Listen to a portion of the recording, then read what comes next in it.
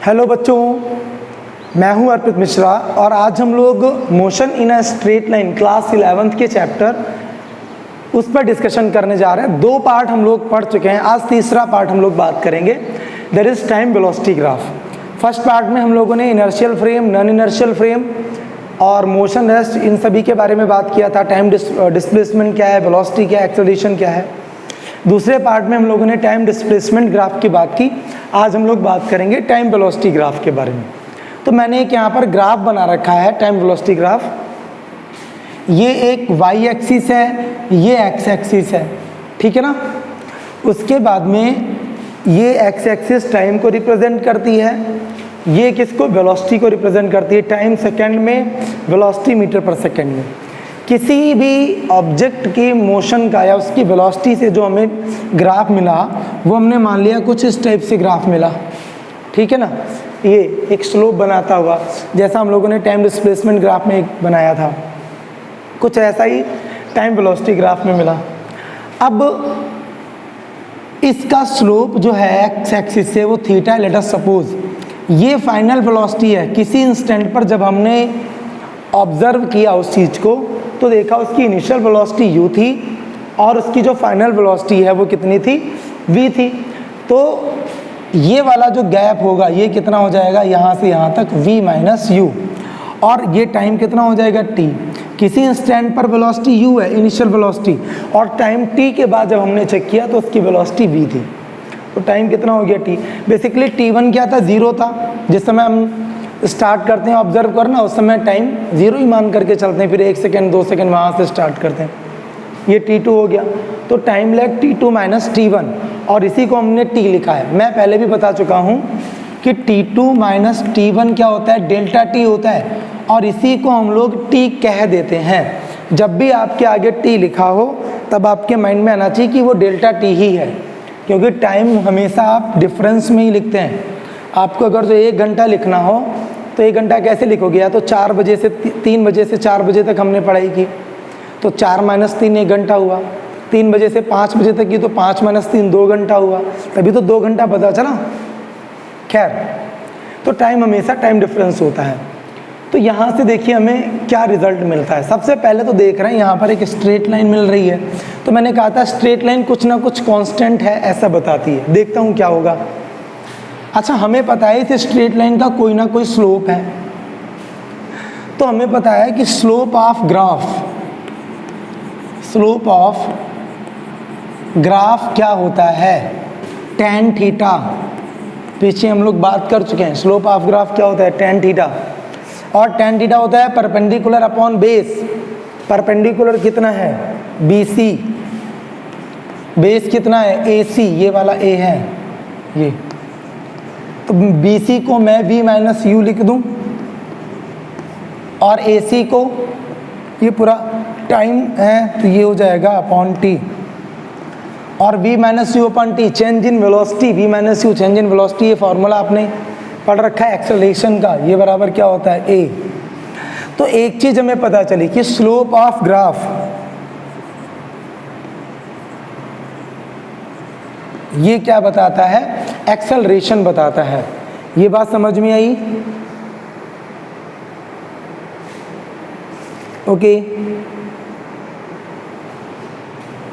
इसको आप लिख लीजिए ACCELE,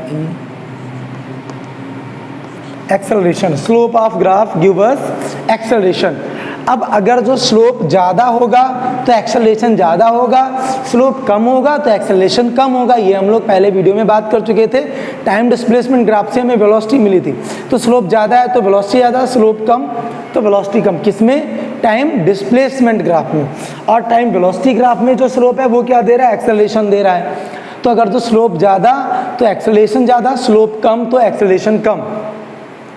अगर जो मैं यहाँ पर कहूँ कि ये टाइम और वेलोसिटी ग्राफ है, 2 ऑब्जेक्ट हैं A और B, A और B में कौन तेज चल रहा है, बताइए कौन तेज चलेगा। तो सिंपल सी बात है, जिसका एक्सेलरेशन ज़्यादा होगा वो तेज चलेगा। वेलोसिटी बाय एक्सेलरेशन पर डिपेंड करेगी यार। वेलोसिटी अगर जो बढ़ रही है तो उसका मतलब एक्सेलरेशन बढ़ रहा है, अथवा तो एक्सेलरेशन बढ़ रहा है तो यानी कि वेलोसिटी बढ़ रही है। तो अगर जो एक्सेलरेशन ज़्यादा है तो वेलोसिटी ही तो ज़्यादा हुई। ठीक है ना। तो ए वाला ऑब्जेक्ट ज़्यादा तेज चलेगा, बी वाला उससे कम, यानी कि क्योंकि इसकी वेलोसिटी में चेंजेस धीमे धीमे हो रहा है, धीमे धीमे बढ़ रही है, इसकी वेलोसिटी ज़्यादा बढ़ रही है। अथवा तो ऑब्जेक्ट ए का एक्सेलरेशन ज़्यादा है, ऑब्जेक्ट बी का एक्सेलरेशन कम है। ओके, ठीक है, ये क्लियर हो गया।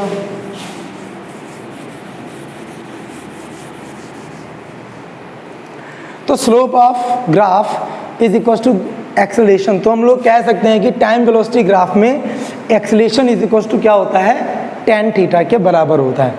तो ये वीडियो को पास करके आप नोट करिए पहले। ओके, हो गया इतना, इसको मैं रफ कर रहा हूँ। ये हो गया एक्सेलरेशन। अगर जो टाइम वेलोसिटी ग्राफ हमको स्ट्रेट लाइन ना मिले, स्ट्रेट लाइन के अलावा कुछ और अगर जो मिलते हैं, लेट सपोज हमारे पास कल हम लोगों ने कर्व बनाया था, इस टाइप से कोई कर्व है, ये टाइम एक्सिस है, ये वाली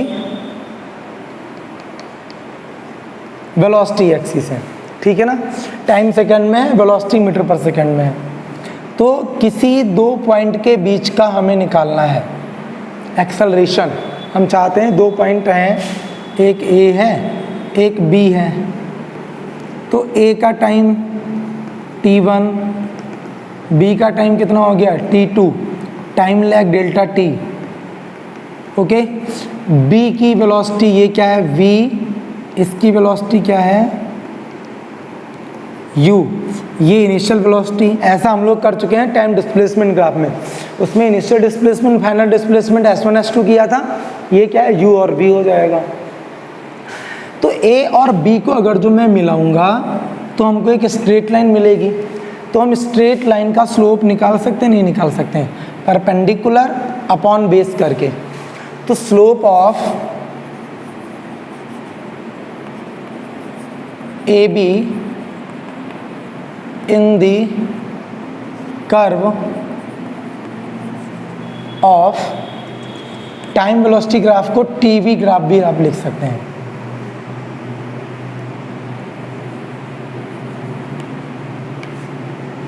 ठीक है ना, slope of A be in the curve of TV graph. तो ये क्या होगा, इज इक्वल्स टू, ये ए बी है, तो ये हो जाएगा परपेंडिकुलर अपॉन बेस। परपेंडिकुलर कितना है, इसको नाम दे दीजिए, सी कह दीजिए। ये हो जाएगा बी सी अपॉन ए सी। तो बी सी क्या है, देखिए v माइनस यू है, और ये कितना है, टाइम है, तो v minus u upon time. तो ये क्या मिल रहा है, इज इक्वल्स टू, ये क्या मिला, हाँ ये v minus u upon T. इसको ध्यान से समझिए, हमें पता है ये एक्सेलरेशन होता है। Slope of curve in TV graph gives us, यहाँ पे मैं लिखे दे रहा हूँ, gives us acceleration, average acceleration, a v short में एवरेज लिख दिया है, एक्सेलरेशन। क्योंकि मैंने टाइम डिस्प्लेसमेंट ग्राफ में भी ये बताया था कि बेसिकली कर्व तो ये है ना, ये तो हमने स्ट्रेट लाइन खींच ली, एजम्पशन किया है, ये हमको एग्जैक्ट वैल्यू नहीं देगा एक्सेलरेशन की। तो ये एक्सेलरेशन कैसा होगा, एवरेज एक्सेलरेशन होगा, ठीक है ना। और एवरेज के लिए क्या करते हैं हम लोग, बार का यूज़ करते हैं। तो a bar is equal to v minus u upon t मिलेगा, यानी कि ये हमको एवरेज एक्सेलरेशन देगा। अब हमको एवरेज एक्सेलरेशन होगा तो हम क्या करते हैं, इसके लिए बिल्कुल एग्जैक्ट निकालना हो तो हमें इंस्टेंटेनियस निकालना पड़ेगा। उसके लिए delta t should be very small. तो आगे कंडीशन अप्लाई करिए, if delta t tends to zero then, अगर जो डेल्टा टी बहुत छोटा है तब ये क्या होगा, b जो है a के ऊपर आ जाएगा। भाई डेल्टा टी ये छोटा होता जा रहा है तो b नीचे खिसकता जाएगा ऐसे ऐसे। और जब डेल्टा टी बहुत छोटा है कि वो अप्रोचेस टू जीरो हो जाएगा, तो ऐसे कंडीशन में हम कह सकते हैं b और a इतने क्लोज हो जाएंगे कि हमको लगेगा कि b और a एक दूसरे के ऊपर आ गए हैं। तो then we can say that, then देखिए ध्यान से, limit delta t tends to 0, और ये v minus u upon t को क्या कह सकते हैं, डेल्टा v, और ये तो डेल्टा टी है ही, ये हो जाएगा delta v upon delta t is equals to, अब इसको हम लोग क्या लिखते हैं, जब लिमिट लग जाए 0 को अप्रोच करते हुए, उस केस में हम लोग डेल्टा हटा करके क्या यूज़ कर देते हैं, d, यानी क्या हो जाएगा dv अपॉन dt, जैसे स्मॉल v है। क्लियर हुई ये बात। Limit t tends to 0 delta v upon delta t, इसी को क्या लिखा जाता है, dv upon dt। What is this, this is the instantaneous acceleration. ये किसी एक पार्टिकुलर टाइम का बहुत छोटे से मोमेंट का एक्सेलरेशन हमको बताएगा। अच्छा, तो ये बात समझ में आ रही है आप लोगों को, नहीं है सिर्फ मैं बता ही रहा हूँ, समझ में आ रहा है। हम लोग टाइम डिस्प्लेसमेंट ग्राफ में जो हमने किया था वही हम टाइम वेलोसिटी ग्राफ में एक्सेलरेशन के लिए कर रहे हैं। और b जब वेरी क्लोज हो जाएगा तो b के जब a और b बहुत नज़दीक आ जाएंगे, यहीं पर a है यहीं पर b है, तो a b को अगर जो लाइन मिलाएंगे तो जो लाइन मिलेगी वो कैसी होगी, टेंजेंट की तरह होगी, दैट विल बी टेंजेंट। समझ में आई बात।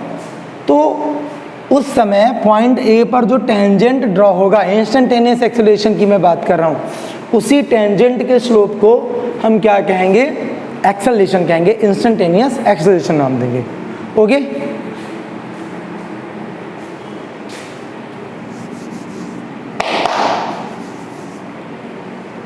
बात समझ में नहीं है ये भी भाई। ये स्ट्रेट लाइन हमको एग्जैक्ट एक्सेलरेशन दे देता है, कर्व मिला तो हमारे पास क्या सोल्यूशन है, हम इसके छोटे छोटे पार्ट ही तो करेंगे पहले। डिफरेंशिएशन का मतलब हमने क्या बताया था, जहाँ डी लग जाए स्मॉल, वेरी स्मॉल, तो हमने d v upon d t क्या किया, बहुत छोटा सा एक्सेलरेशन निकाला। ठीक है, ये मेथड है, बाद में हम इसको इंटीग्रेशन वगैरह करके और फाइनली सॉल्व कर सकते हैं। खैर, हमें अभी क्या ज़रूरत है कि एक्सेलरेशन आखिर है क्या। अगर जो हमें छोटे छोटे ऐसे बहुत सारे एक्सेलरेशन मिल जाएँ तो हम सबको जोड़ करके एडिशन करके और एग्जैक्ट एक्सेलरेशन निकाल सकते हैं। तो ये वही तरीका है, ये जो हम लोग लिमिट यूज़ करते हैं ये इंस्टेंटेनियस एक्सेलरेशन निकालना है। इंस्टेंटेनियस एक्सेलरेशन को समझिए, किसी एक पार्टिकुलर मोमेंट के लिए, बहुत छोटे टाइम के लिए जो एक्सेलरेशन निकल करके आता है, that is d v upon d t. Okay, तो इसको नोट करिए आप लोग। फिर आगे बात करते हैं कि इससे डिस्प्लेसमेंट कैसे निकालते हैं। ये तो हो गया एक्सेलरेशन की बात।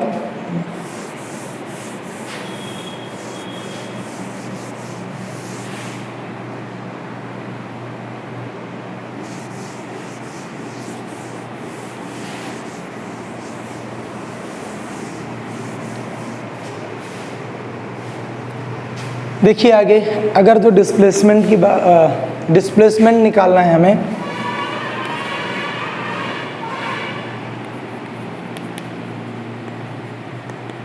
To determine the displacement from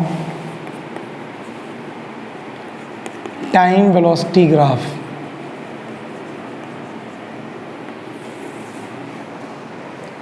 अच्छा देखिए आगे, यहाँ पर हमें दिख रहा है कि ये जो ग्राफ है, ग्राफ के द्वारा कुछ एरिया कवर किया जा रहा है। ये सब पूरा एरिया ग्राफ कवर कर रहा है। तो देखते हैं ये एरिया हमें क्या बताएगा। तो देखिए, एरिया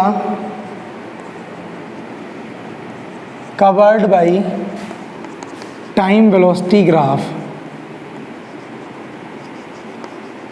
तो यहाँ पर देखो ये एक आपको शेप मिल रहा होगा, ये यहाँ से ऐसे है, फिर ऐसे जा रहा है, और फिर ये लाइन ऐसे आ रही है।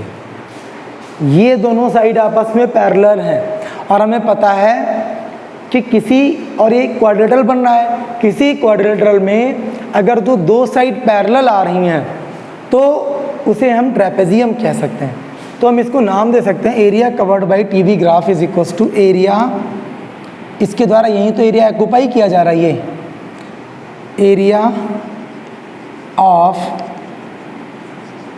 ट्रेपेजियम, मैंने TRAP शॉर्ट में लिख दिया, ट्रेपेजियम, जगह कम थी वहाँ पर, नाम दे दीजिए ABCDO, trapezium ABCDO।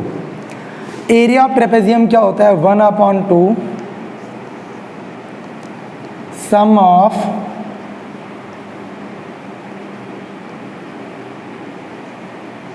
Parallel side into altitude.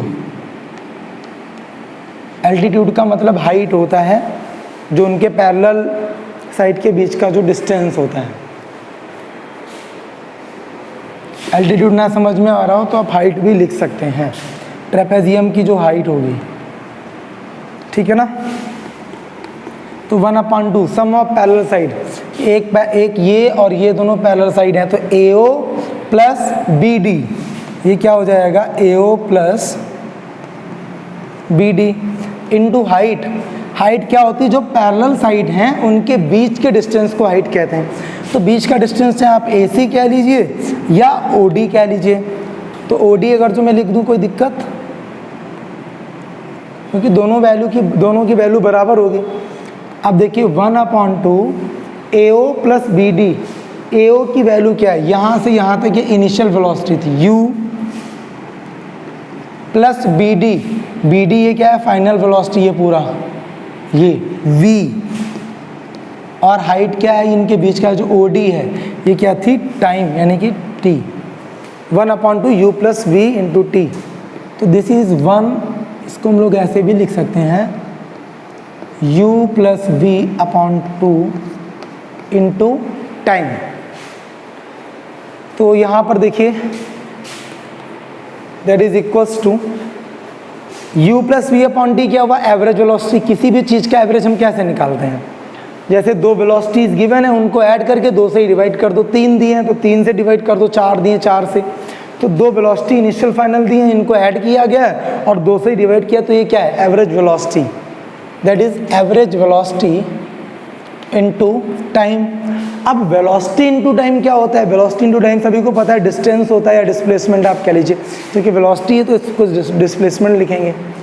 तो ये क्या हो गया, is equals to displacement, that is represented by S।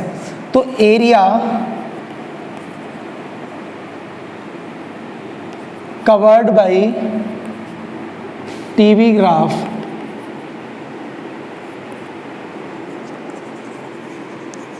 ये हमें क्या मिला, इज इक्वल्स टू S मिला। S या क्या है, डिस्प्लेसमेंट है। तो अब यहाँ से एक हमें रिजल्ट मिला, अगर जो हमारे पास कोई भी टाइम वेलोसिटी ग्राफ है, उस टाइम वेलोसिटी ग्राफ में जो वेलोसिटी टाइम ग्राफ के द्वारा एरिया ऑक्यूपाई किया जा रहा है, एरिया कवर किया जा रहा है, अगर जो वो हम एरिया निकाल लें तो वो एरिया किसके बराबर होगा, डिस्प्लेसमेंट के बराबर होगा। तो जब भी आपको कभी टाइम वेलोसिटी ग्राफ दिया हो, तब आप उसका सबसे पहले उसको डिस्प्लेसमेंट निकालना हो, तब आप फटाक से क्या करेंगे, उसका एरिया निकालेंगे और वही एरिया क्या हो जाएगा, उसका डिस्प्लेसमेंट हो जाएगा। ठीक है, आई होप ये आपको क्लियर हो गया होगा। वीडियो को पॉज करके इसको नोट कर लीजिए, ठीक है, मैं रफ कर रहा हूँ।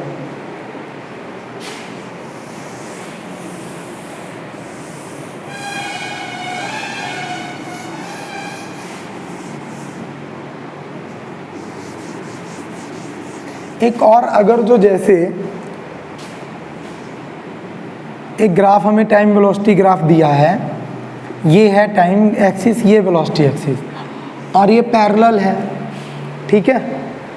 तो पैरेलल यहाँ पर है, इसके लिए अगर जो मैं कहूँगा तो ये सब यहाँ पर कोई पॉइंट A हमने लिया, यहाँ पर कोई पॉइंट B लिया और कहा A से B तक उसको कितना डिस्प्लेसमेंट लगा या कितना डिस्प्लेसमेंट उसने किया। ये टाइम T1 है, ये टाइम T2 है, तो सिंपली इसका एरिया निकाल लेंगे। ये तो हाइट कितनी है, सब जगह V ही है, तो ये V हो जाएगा और ये T2 माइनस T1 हो जाएगा, यानी कि डेल्टा T। तो एरिया क्या होगा, ये A B, इसको C कह दीजिए, इसको D कह दीजिए। एरिया ऑफ रेक्टेंगल ABCD ये क्या होता है, area is equal to length into breadth. Rectangle बनना है ना, तो लेंथ इंटू ब्रेथ, लेंथ कितनी है डेल्टा T, इंटू ब्रेथ कितनी है V। वेलोसिटी इंटू टाइम क्या होता है, डिस्प्लेसमेंट होता है। यही क्या मिल गया हमको, डिस्प्लेसमेंट मिल गया। ओके, तो अच्छा, दूसरा जो पैरेलल लाइन है ये बता रही है कि वेलोसिटी बढ़ नहीं रही है। वेलोसिटी बढ़ नहीं रहे होने का मतलब है कि जो एक्सेलरेशन है वो ज़ीरो है, यानी कि ऑब्जेक्ट में एक्सेलरेशन नहीं है। अगर जो वेलोसिटी टाइम ग्राफ, जो टाइम वेलोसिटी ग्राफ आपको मिलता है वो टाइम एक्सिस के पैरेलल मिलता है। बाकी ये तो हम लोग लास्ट वीडियो में बात कर चुके हैं कि टाइम पर परपेंडिकुलर आपको अगर जो ग्राफ मिल रहा है then that does not exist, वो पॉसिबल नहीं है। ठीक है,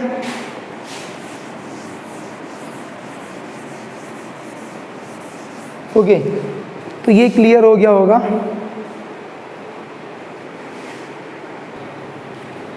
ओके, इसके बाद में अगर जो हम लोग बात करें टाइम एक्सेलरेशन ग्राफ की,